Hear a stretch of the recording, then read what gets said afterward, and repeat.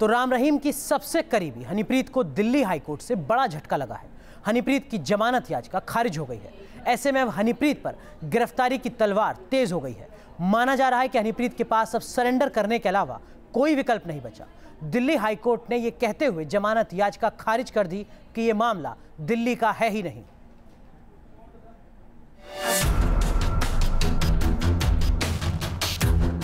बत्तीस दिनों की लुका छिपी, फिर अदालत में अग्रिम जमानत की अर्जी, लेकिन यहां भी नहीं मिली राहत। राम रहीम की सबसे बड़ी राजदार हनीप्रीत को तलाशती पुलिस के हाथ कुछ नहीं लगा, लेकिन अपने वकील के जरिए हनीप्रीत ने अग्रिम जमानत की अर्जी दिल्ली हाईकोर्ट पहुंचा दी। हनीप्रीत के वकील प्रदीप आर्या ने दिल्ली हाईकोर्ट के सामने 3 हफ्ते के लिए हनीप्रीत को ट्रांजिट बेल देने की मांग की, लेकिन दिल्ली हाईकोर्ट ने हनीप्रीत की जमानत अर्जी को खारिज कर दिया। हम इस ऑर्डर को एग्जामिन कर रहे हैं, एग्जामिन करेंगे, जो भी एडवाइस पॉसिबल होगी, जो हमें कानून के हिसाब से ठीक लगेगा। किया गया था क्यों?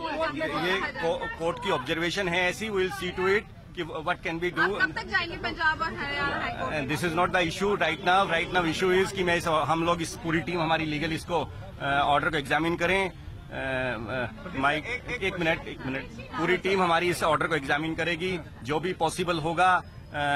भास्कर हैं एडवोकेट हमारे साथ, करण हैं, कपिल हैं, विल एग्जामिन इट, और उसके बाद जो भी सेंसिबल एडवाइस होगी जो हमारे पार्ट को होगी विल।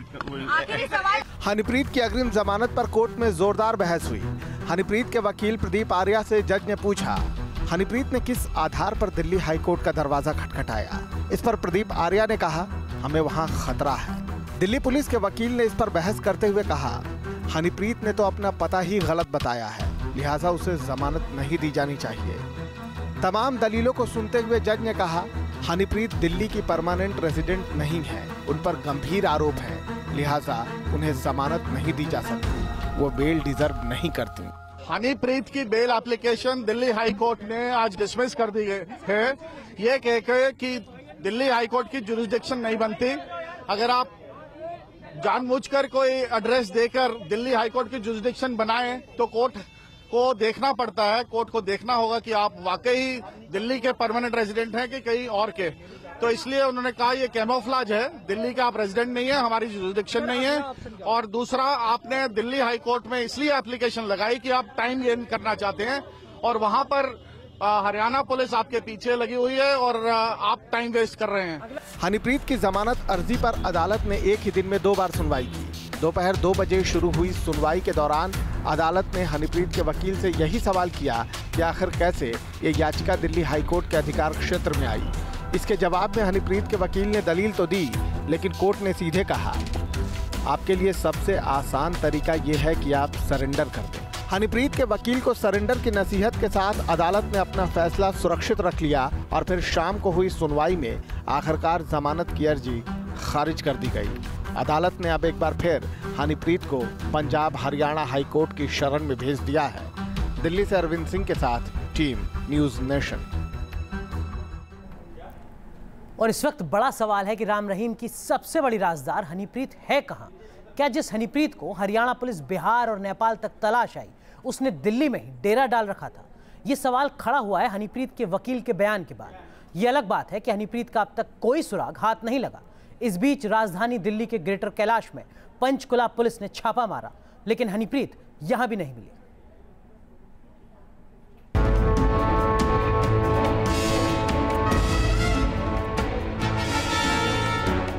कहां है राम रहीम की राजदार?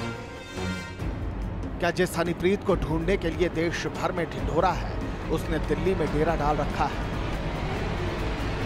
क्या हरियाणा और दिल्ली पुलिस की नाक के नीचे हनीप्रीत ने राजधानी को बना लिया है अपने छिपने का ठिकाना? कब आपकी मुलाकात हुई थी, कहाँ हुई थी? कल हमने लीगल मीटिंग। सवालों का बवंडर है, लेकिन हनीप्रीत कहाँ है, इस पर बस कयास लगाए जा रहे हैं। हनीप्रीत के वकील का दावा है कि अदालत में अग्रिम जमानत की अर्जी लगाने के लिए हनीप्रीत सोमवार को उनके पास आई। उसको अपनी लाइफ का थ्रेट है, उसने बताया है, वो पिटीशन में भी लिखा है कि वो उसका कहना है कि उसके फादर जो हैं ड्रग्स के खिलाफ काफ़ी बोलते रहते हैं, तो उसे ड्रग माफिया से भी काफ़ी डर है। डीजीपी हरियाणा ने भी कहा है उनकी सिक्योरिटी का कंसर्न। हनीप्रीत के वकील के इस बयान के बाद अटकलों का बाजार गर्म है। हनीप्रीत के वकील प्रदीप आर्या की रिहाइश की सीसीटीवी फुटेज के जरिए हनीप्रीत का सुराग तलाशा जा रहा है। दावा है कि सीसीटीवी की इन तस्वीरों में बुर्का पहने ये महिला दरअसल हनीप्रीत है। ये अलग बात है कि ना तो हनीप्रीत के वकील कुछ कह रहे हैं और ना ही दिल्ली पुलिस के पास इस सीसीटीवी की तस्वीरों का सच है। इस चीज़ की पुष्टि करनी अभी बाकी है। तो सर क्या ऐसा कोई क्लू दिल्ली पुलिस को मिला है कि हनीप्रीत दिल्ली में? कोई ऐसा सॉलिड क्रेडिबल इनपुट या एविडेंस नहीं है।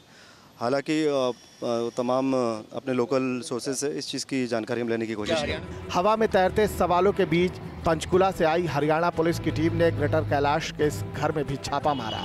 शक था कि हनीप्रीत यहीं छिपी है। बताया जा रहा है कि ग्रेटर कैलाश का ये घर एक डेरा समर्थक का है और राम रहीम का भी यहाँ आना जाना था। कहा तो ये भी जा रहा है कि हनीप्रीत ने अपनी जमानत की अर्जी में भी यही पता लिखा है। ये अलग बात है कि हनीप्रीत यहाँ भी नहीं मिली। पुलिस की टीम के पहुँचने से पहले ही शायद वो हवा हो गई और हरियाणा पुलिस को एक बार फिर खाली हाथ लौटना पड़ा। मीडिया के अंदर कुछ ऐसी बात इनपुट जरूर आई है, लेकिन अभी तक we have not been able, क्योंकि जस्ट अभी कहते हैं कि कोई ऐसी सीसीटीवी फुटेज है। और मैं एक चीज़ ज़रूर कहना चाहूँगा कि किसी भी व्यक्ति के लिए अगर वो अपने वकील लॉयर से मिलना चाहता है तो ये उसका मौलिक अधिकार है, जिसके अंदर हम उसको खंडित या हम किसी तरीके से इंटरफियर नहीं कर सकते।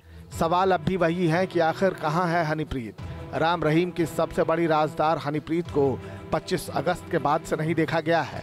उसकी तलाश में कई राज्यों की पुलिस जुटी है।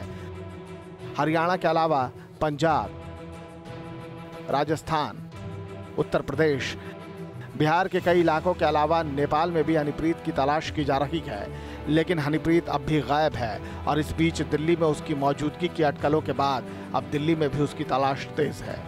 जिस सीसीटीवी फुटेज में हनीप्रीत के होने का दावा किया गया है, दिल्ली पुलिस उस फुटेज की जांच कर रही है। दिल्ली पुलिस का कहना है कि अभी तक कोई ऐसा सबूत या सुराग नहीं मिला है जिससे कि साबित हो सके कि हनीप्रीत दिल्ली में है। वीडियो जर्नलिस्ट नवीन चौहान के साथ Rumanullah Khan, News Nation, Delhi. BHU में छात्राओं पर हुई लाठीचार्ज का मामला खत्म होने का नाम ही नहीं ले रहा है। आज भी बीएचयू में छात्राओं ने विरोध प्रदर्शन किया, तो दूसरी तरफ यूपी सरकार ने इस पूरे मामले की जांच के लिए न्यायिक जांच के आदेश दिए हैं। इसके अलावा बीएचयू में हुए लाठीचार्ज की कमिश्नर ने रिपोर्ट सौंप दी है, जिसमें यह साफ साफ कहा गया है कि बीएचयू मैनेजमेंट ने पूरे मामले को ना तो ठीक से हैंडल किया और ना ही पीड़ित छात्रा के आरोपों की शिकायत को गंभीरता से सुलझाने की कोशिश की। वहीं इस मामले में महिला आयोग ने भी बीएचयू प्रशासन को नोटिस भेजा है।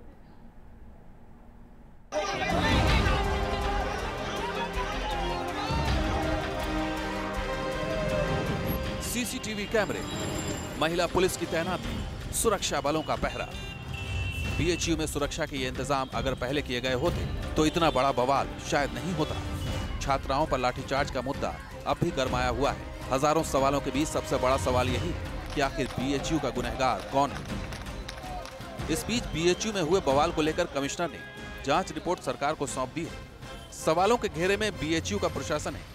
रिपोर्ट में बीएचयू प्रशासन पर गंभीर आरोप लगाए गए हैं। जांच के दौरान पाया गया कि छेड़छाड़ की पीड़ित छात्रा की शिकायत पर प्रबंधन ने गंभीरता से विचार नहीं किया।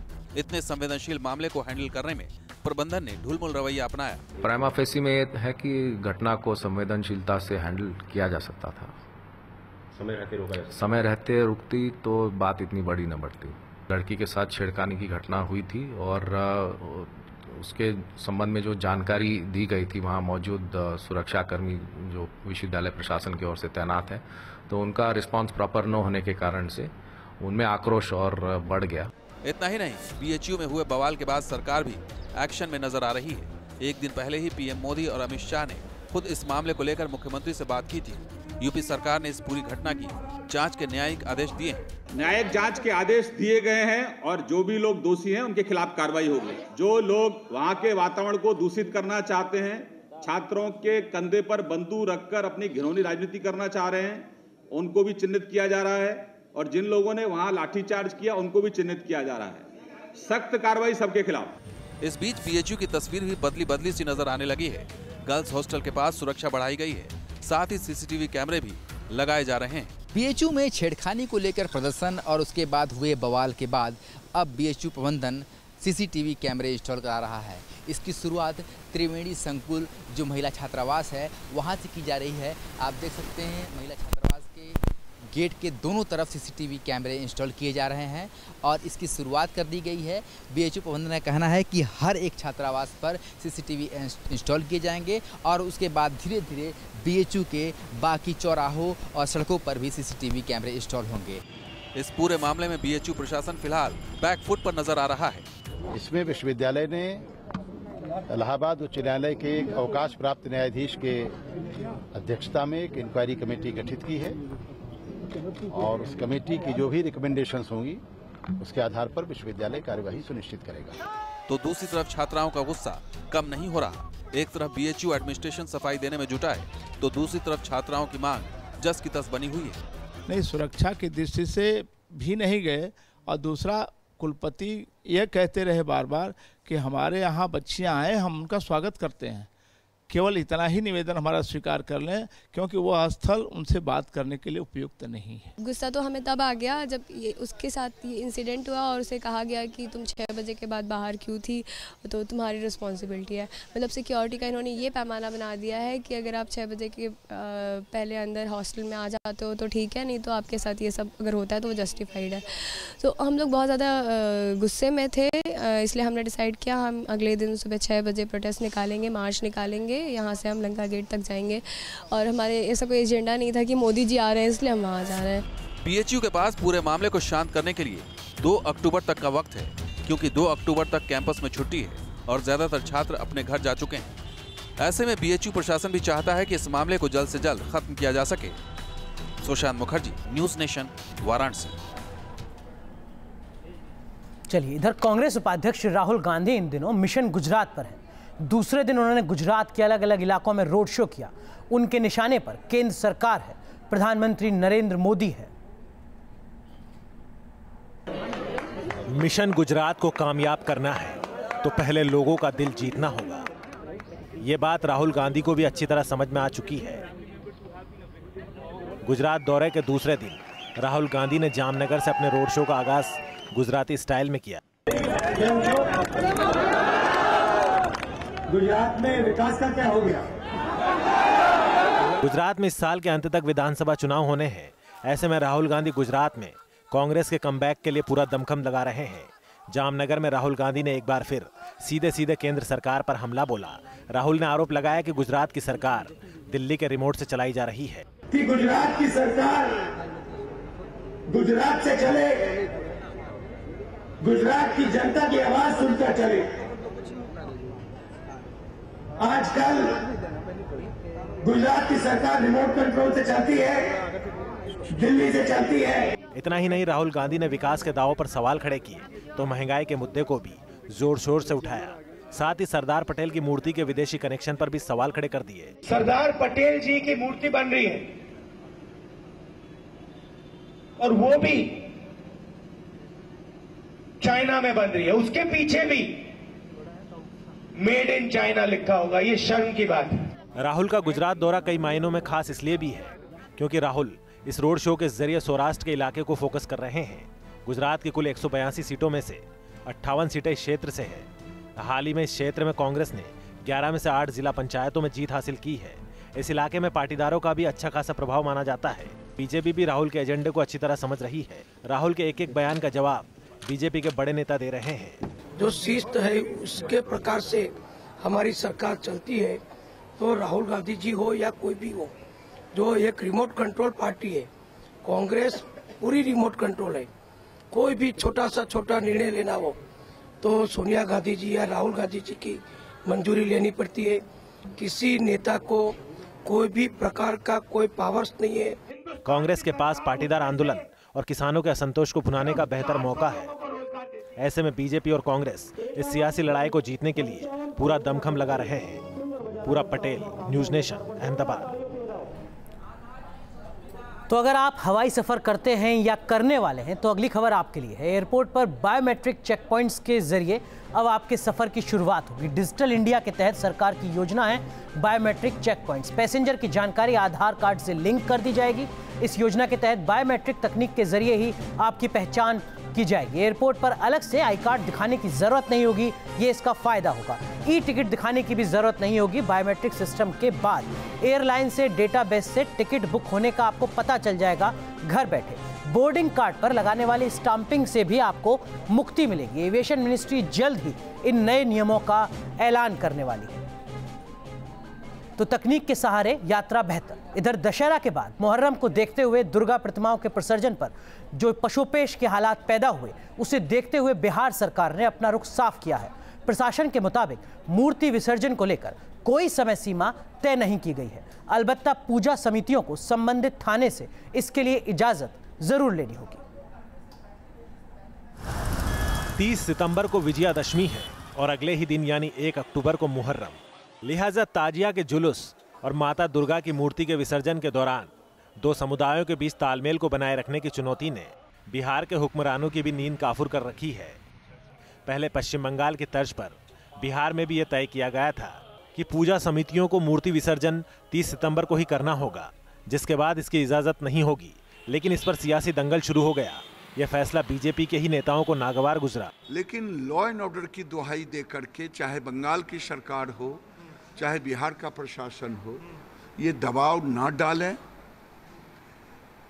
दोनों को अपने अपने ढंग से अपना उत्सव मनाने दें। पहले भी मनाते रहे हैं। ज्यादा से ज्यादा हो तो रूट चेंज कर दें। बीजेपी का दबाव काम आया। प्रशासन को प्रतिमा विसर्जन का नया फॉर्मूला ढूंढना पड़ा। पुराने फैसले को पलटते हुए नया आदेश सामने आया।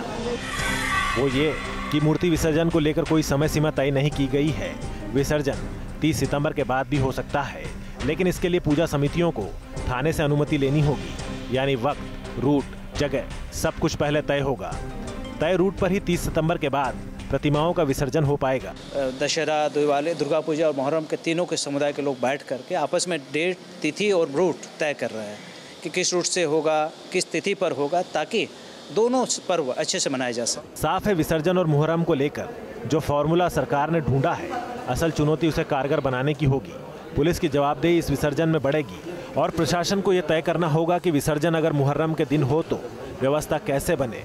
ये पहला मौका है जब मां के विसर्जन को लेकर बंगाल से बिहार तक चर्चा तेज है। राजनीतिक गलियारा हो या प्रशासनिक महकमा, हर जगह इस बात को लेकर बहस हो रही है कि मां दुर्गा का विसर्जन कब हो, कैसे हो और इसके लिए वक्त का निर्धारण कौन करे। फिलहाल बिहार पुलिस ने इसके लिए एक फार्मूला खोज लिया है और जिला प्रशासन को ये भरोसा है कि बिहार में दो धर्मों का दो पर्व एक साथ बेहतर तरीके से और बेहतर माहौल में निपट जाएगा। विजय सतेंद्र के साथ रजनीश सिन्हा, न्यूज नेशन, पटना। और अब बात उत्तर कोरिया की। उत्तर कोरिया और अमेरिका के बीच तनातनी लगातार बढ़ती ही जा रही है। उत्तर कोरिया का तानाशाह किम जोंग उन लगातार भड़काने वाला काम कर रहा है। इस बार उत्तर कोरिया ने अमेरिका पर जंग की तैयारी का आरोप लगाया है। साथ ही उसने चेतावनी दी है कि अगर जंग हुई तो अमेरिका के बम वर्षक विमानों को गिरा दिया जाएगा।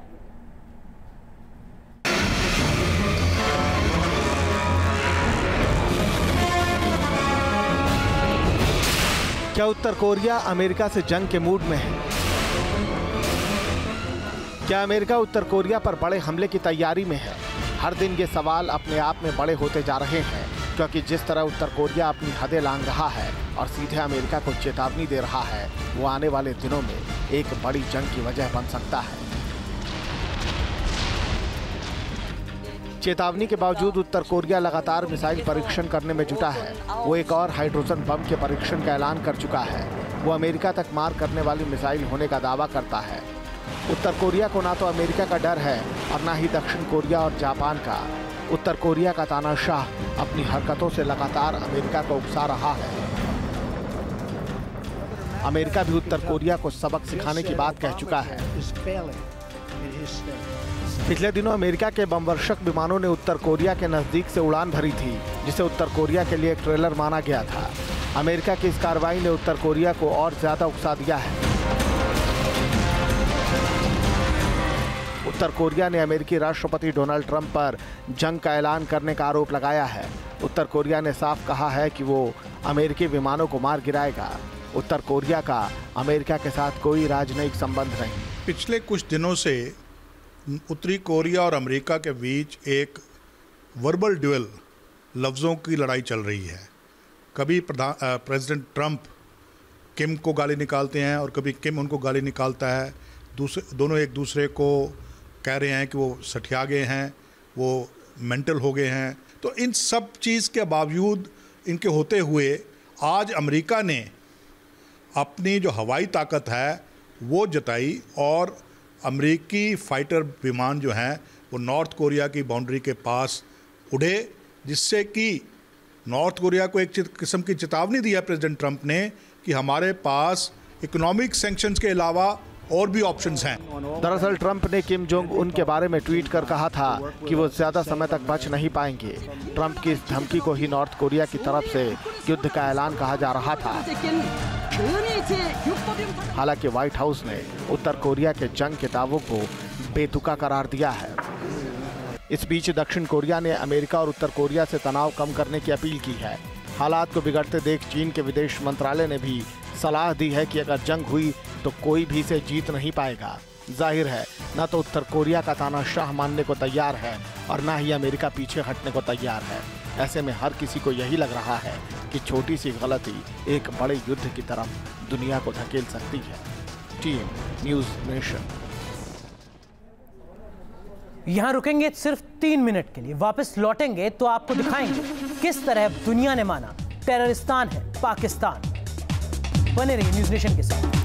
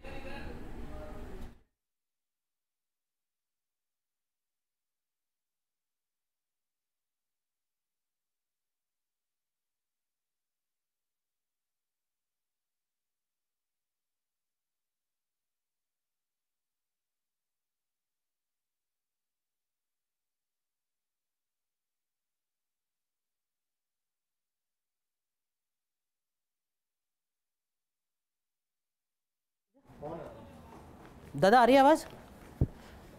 दादा आवाज आ रही है? हाँ आ रही है, लेकिन अब पाकिस्तान की ये चाल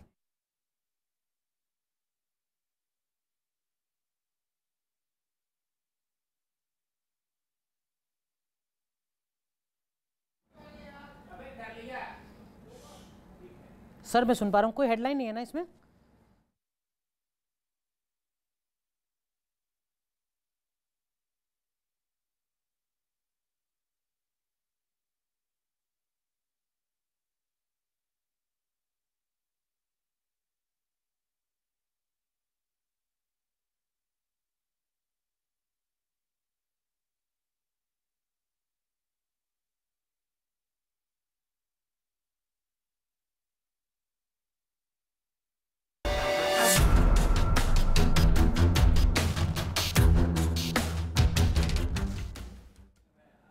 आतंकवाद को लेकर पाकिस्तान पूरी दुनिया के सामने बेनकाब हो चुका है।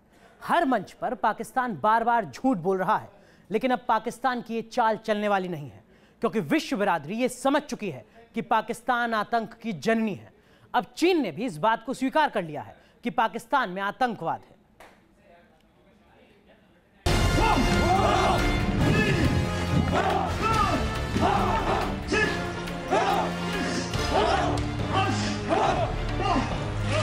और पाकिस्तान वालों, आपने क्या बनाया? आपने लश्कर तैयबा बनाया,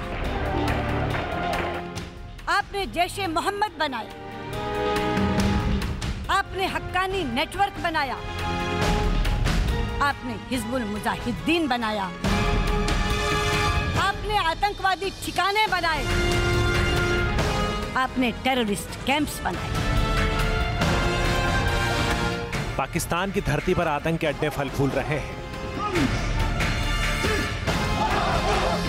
पाकिस्तान की हुकूमत ने आतंकियों को पनाह दे रखी है।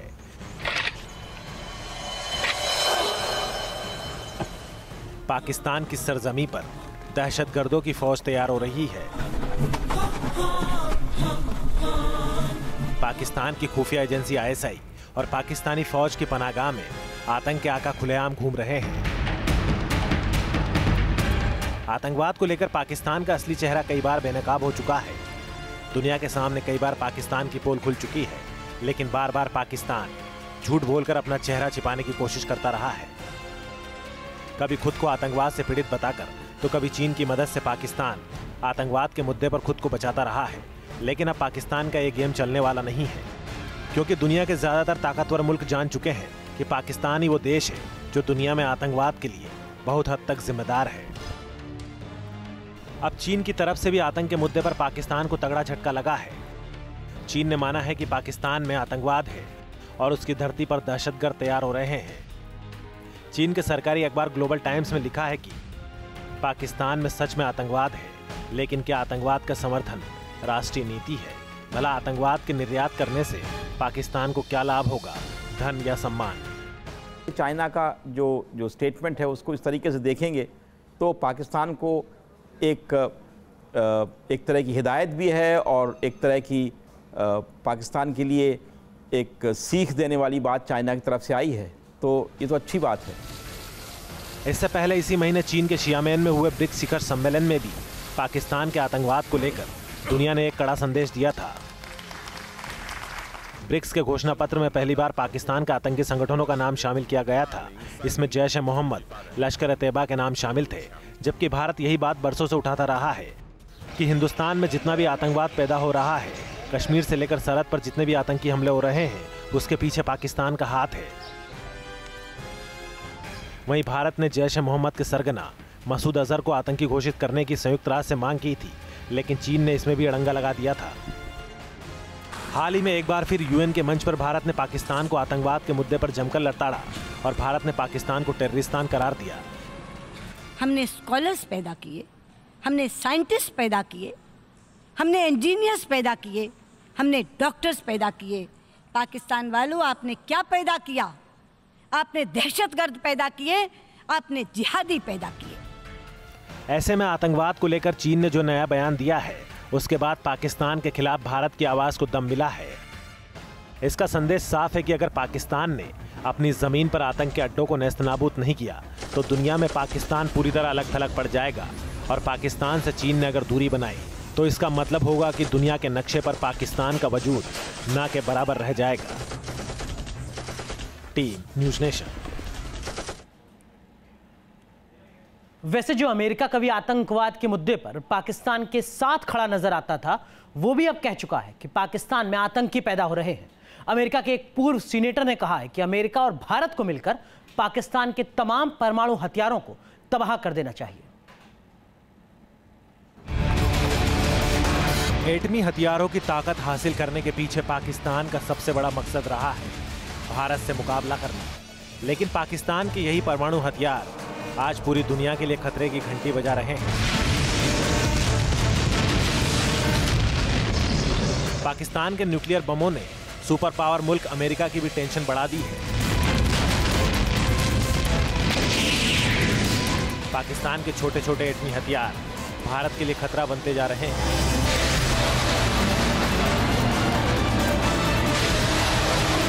चिंता इस बात को लेकर हो रही है कि अगर पाकिस्तान के परमाणु हथियार दहशतगर्दों के हाथ लग गए तो अंजाम क्या होगा। डर इस बात का सबसे ज्यादा है कि जिस रास्ते पर पाकिस्तान चल रहा है, वैसे में अगर परमाणु जखीरे पर आतंक का कब्जा हो गया तो अंदाजा लगाना मुश्किल है कि दहशतगर्द कितनी बड़ी तबाही मचा सकते हैं। यही वजह है कि अमेरिका में अब यह आवाज उठने लगी है कि पाकिस्तान के परमाणु हथियारों को तबाह कर देना चाहिए।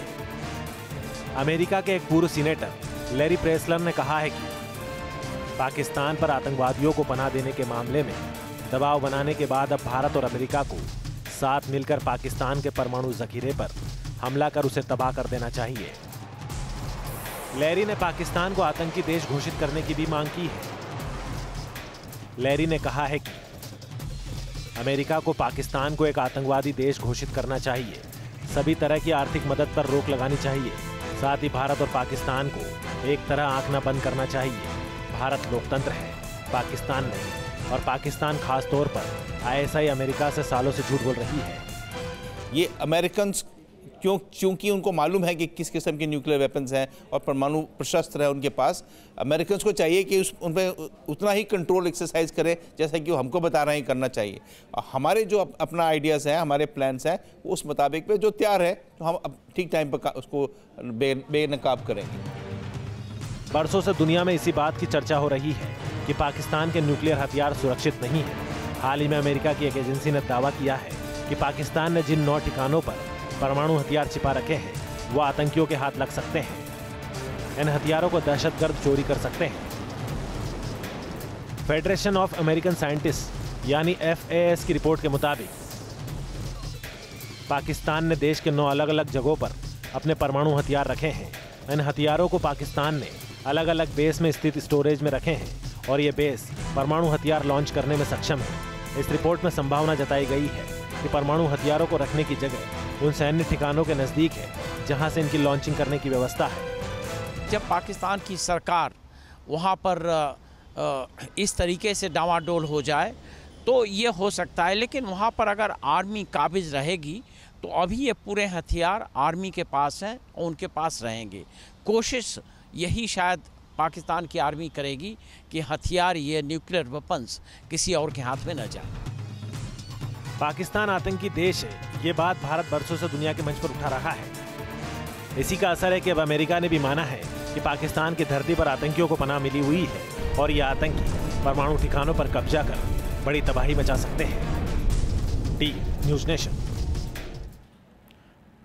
बिल्कुल, तो ये समझना जरूरी है कि जिन ठिकानों पर पाक ने परमाणु हथियार छिपा रखे हैं, इन पर दहशतगर्दों की काली निगाहें गड़ी हुई हैं, यानी खतरा पूरी दुनिया के लिए कहीं ज्यादा है। आपको बताते हैं कि पाकिस्तान ने कहां-कहां न्यूक्लियर ठिकाने बना रखे हैं। एक्रो बेस, ये पाकिस्तान के हैदराबाद से 18 किलोमीटर उत्तर में एक्रो और पेटारो के बीच में है। भारतीय सीमा से 145 किलोमीटर दूर सिंध प्रांत में बना है ये बेस। करीब 7 वर्ग किलोमीटर में फैला है ये बेस। गुजरावाला बेस, पाकिस्तान ने पंजाब प्रांत के उत्तरी पूर्वी इलाके में बना रखा है ये बेस। 30 वर्ग किलोमीटर में फैला ये बेस भारतीय सीमा से 60 किलोमीटर दूर है। खुजदार बेस, ये बेस बलूचिस्तान प्रांत में बनाया गया है और भारतीय सीमा से करीब 295 किलोमीटर दूर है।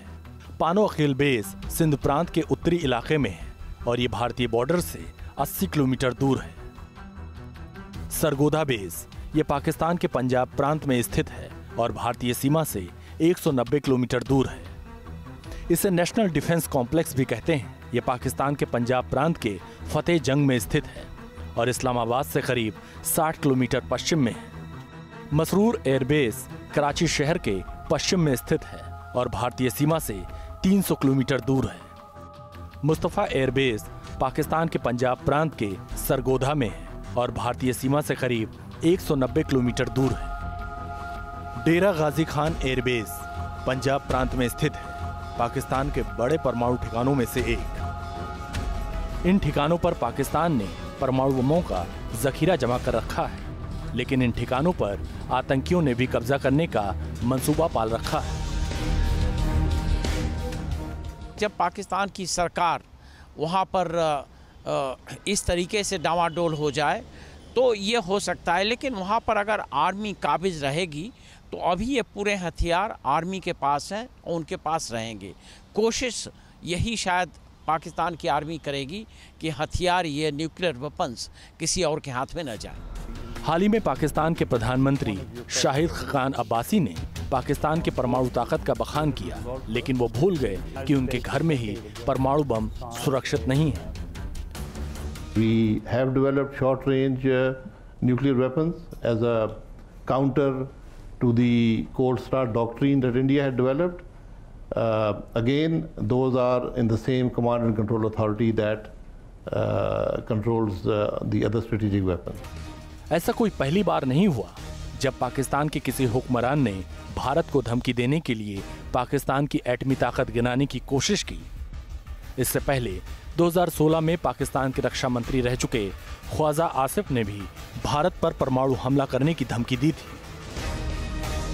आखिर वो हमने जो न्यूक्लियर ऑप्शन जो है वो दिखाने के लिए तो नहीं रखी हुई, इसलिए रखी हुई है कि उसका डिटरेंट हो। इंडिया के साथ जंग हुई खुदा न खास्ता और रिवायती हथियारों में मुकाबला ना हो सका तो हम एटमी हथियार इस्तेमाल कर सकते हैं। जी बिल्कुल, वो एक ऑप्शन हमारे पास हर वक्त मौजूद है और उस ऑप्शन का इस्तेमाल जो है खुदा न खास्ता अगर कोई ऐसी सिचुएशन आती है, अल्लाह ना करे ऐसी सिचुएशन आए, लेकिन अगर हमें अपने सर्वाइवल के लिए, अपनी बका के लिए हमें ये हथियार इस्तेमाल करने पड़े तो अल्लाह के फजल से हमारे पास हथियार मौजूद हैं और हम पूरी सलाहियत के साथ उन हथियारों को इस्तेमाल कर सकते हैं। हमारी अफवाज जो हैं वो बिल्कुल उनमें ये कैपेबिलिटी है, ये सलाहियत है और इसके लिए वो तैयार है। ठीक, इतना ही नहीं, 21 अक्टूबर 2015 को पाकिस्तान के तत्कालीन प्रधानमंत्री नवाज शरीफ भी अपने परमाणु बमों की ताकत के लिए भारत पर आरोप मढ़ चुके हैं।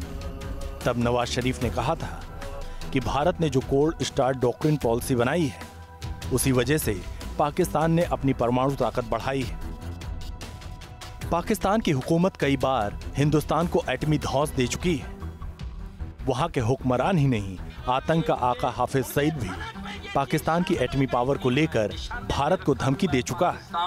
एटमी पाकिस्तान और वो पाकिस्तान जिसने दुनिया में बड़ी बड़ी जंगें लड़ के दुनिया की सुपर पावर्स को शिकस्त देके आज जो मिसाइल टेक्नोलॉजी में आज इस मकाम पे खड़ा है कि सिर्फ इंडिया और इस्राइल नहीं, मगरिब के मुल्क भी पाकिस्तान के एटमी मिसाइलों की जद में है। हाफिज के इसी बयान से अंदाजा लगाया जा सकता है कि पाकिस्तान के एटमी हथियारों पर आतंकियों की नजरें हैं। जिस तरह से पाकिस्तान में आतंकियों को शह मिली हुई है उससे ये आशंका और गहरा गई है कि एक न एक दिन आतंकी पाकिस्तान के परमाणु जखीरे पर कब्जा कर लेंगे। Team news nation. बिल्कुल, खतरा बड़ा है और अब आपको बताते हैं कि पाकिस्तान में वो कौन कौन से खतरनाक आतंकी हैं जिन्होंने पनाह ले रखी है।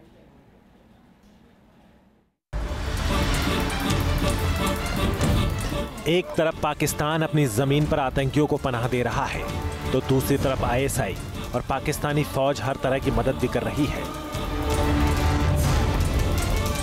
पाकिस्तान में कितनी हुकूमतें आई, कितने हुक्मरान आए, लेकिन आतंकवाद को लेकर उसका रवैया आज तक नहीं बदला। यही वजह है कि आज पाकिस्तान टेररिस्तान बन चुका है, जहां एक से एक खतरनाक आतंकी अपने नापाक मंसूबों को अंजाम देने में लगे हैं। हाफिज सईद उन 4 आतंकियों में से एक है जिस पर अमेरिका ने $1 करोड़ का इनाम रखा है। यही वो दहशतगर्द है जिसने 26 नवंबर 2008 को मुंबई में आतंकी भेजे थे और मुंबई को दहलाने का पूरा प्लान तैयार किया था। ये लश्कर तैयबा का संस्थापक है और जब पाकिस्तान ने दुनिया के दबाव में लश्कर पर बैन लगाया तो इस दहशतगर्द ने जमात-उद-दावा नाम से नया संगठन बना लिया। भारत में होने वाले कई आतंकी हमलों के पीछे हाफिज सईद का हाथ रहा है। वो पीओके में आतंकियों की फौज भी तैयार कर रहा है ताकि भारत में खून खराबा और आतंकवाद फैलाया जा सके। दुनिया के दबाव में आकर पाकिस्तान ने हाफिज सईद को गिरफ्तार करने का नाटक किया और बाद में छोड़ दिया। इंटरपोल ने भी 2009 में हाफिज सईद के खिलाफ रेड कॉर्नर नोटिस जारी किया। इसके बावजूद हाफिज सईद पाकिस्तान में आजाद घूम रहा है।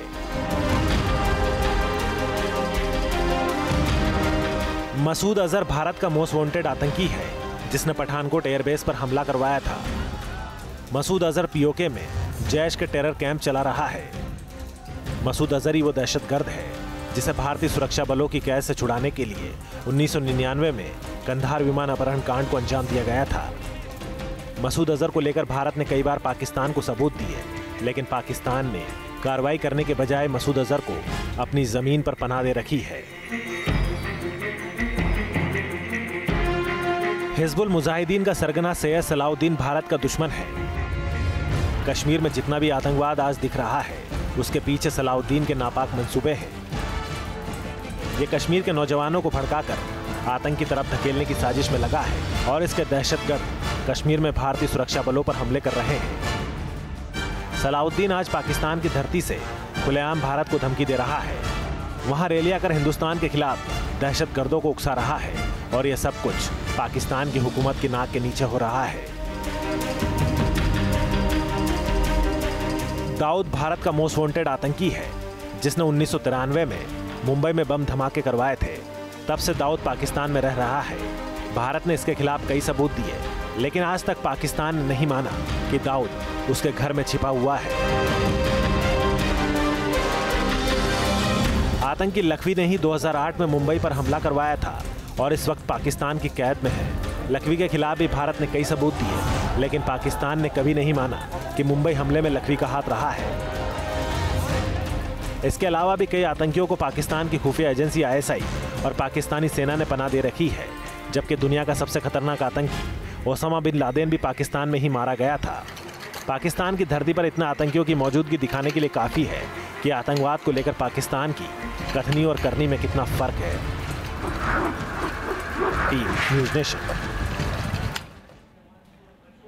वैसे अंतर्राष्ट्रीय मंच पर भारत को बदनाम करने का पासा पाकिस्तान पर उल्टा पड़ गया। भारत ने यूनाइटेड नेशंस जनरल असेंबली में न सिर्फ पाकिस्तान के झूठ की पोल खोल दी, बल्कि उमर फयाज की तस्वीर दिखाकर पाकिस्तान को धो डाला। पहले फिलिस्तीन की तस्वीर पर पाक का हुआ पर्दाफाश, अब उमर फयाज की तस्वीर दिखाकर भारत ने की पाक की बोलती बंद। संयुक्त राष्ट्र में पाकिस्तान का झूठ और फरेब बेपर्दा हो रहा है। पाकिस्तान ने पहले फिलिस्तीन की एक पीड़ित लड़की की पुरानी तस्वीर दिखाकर उसे कश्मीर का बताया, लेकिन उसका यह झूठ पकड़ा गया। अब भारतीय राजनयिक पाउलोमी त्रिपाठी ने कश्मीर में शहीद लेफ्टिनेंट उमर फयाज की तस्वीर दिखाकर पाकिस्तान और उसके आतंकियों का बर्बर चेहरा बेनकाब कर दिया। This is a real and not a fake picture of Lieutenant Umar Fayaz, a young officer from the Indian state of Jammu and Kashmir. Umar Fayaz was kidnapped at a wedding celebration. He was brutally tortured and killed by Pakistan-supported terrorists in May 2017. UN general assembly में जवाब देते हुए पाउलोमी ने एक हाथ में पाकिस्तान की नकली और दूसरे हाथ में हिंदुस्तान की असली तस्वीर दिखाई। पहली तस्वीर में पाकिस्तान की मलिहा लोधी का वो फरेब था जिसे कश्मीरी पीड़ित बताकर अंतर्राष्ट्रीय मंच पर पेश करने की कोशिश की गई थी। वहीं दूसरी तस्वीर में कश्मीर का असली और आतंकियों का बर्बर चेहरा था, जहां आतंकी अपने ही लोगों को बेरहमी से मार रहे हैं।